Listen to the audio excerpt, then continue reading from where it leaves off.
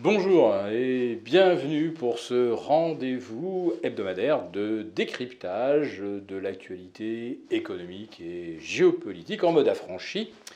Je salue tous les abonnés de TV Liberté pour cet épisode que je vais intituler L'économie de marché, c'est beaucoup mieux sans les marchés. Cette conclusion, beaucoup d'investisseurs ont fini par s'y ranger, parce que depuis l'après-crise de 2008-2009, on a compris que les banques centrales ont largement pris le contrôle des marchés, et surtout de sa composante la plus fondamentale, et celle pour lesquelles des milliers, voire des millions d'intelligences confrontent leur point de vue. Le marché sert à déterminer le risque. Quand faut-il en prendre? Quand faut-il cesser d'en prendre? Eh bien, les banques centrales, elles, ont résolu le problème. Les marchés n'ont plus à se préoccuper de savoir si le risque est light ou élevé. Avec les banques centrales, il n'y a plus jamais de risque. Elles ont éteint le risque. Et la meilleure preuve est que les taux étaient revenus à zéro.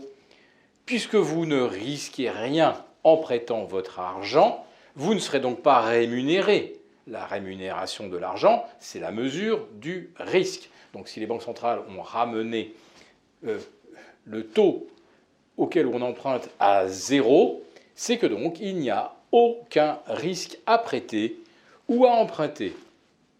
Mais alors, dites donc là, maintenant qu'on a des taux à 4,5%, voire bientôt 5,5% aux États-Unis, mais alors est-ce qu'on ne serait pas dans le risque, puisque d'un seul coup l'argent a de nouveau une valeur?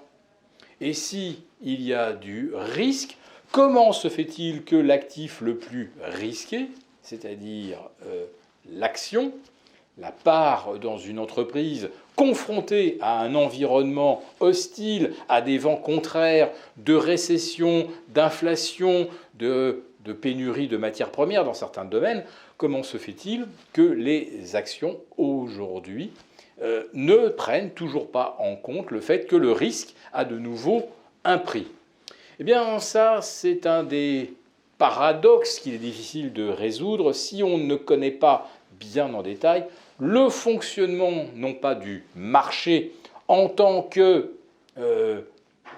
entité qui, par approximation, parvient à évaluer le risque. Je vous parle, moi, du marché interbancaire, c'est-à-dire les échanges de flux de capitaux entre banques qui sont toutes, on va dire, les contreparties les unes des autres ou les garanties les unes des autres. Toute banque se réassure auprès de sa consoeur. Et donc là, il y a un marché qui s'appelle l'interbancaire. Et quand d'un seul coup ce marché se grippe, ça veut dire que les banques elles-mêmes ne se font plus confiance. Et que donc il y a d'un seul coup une forte perception d'un risque sous-jacent.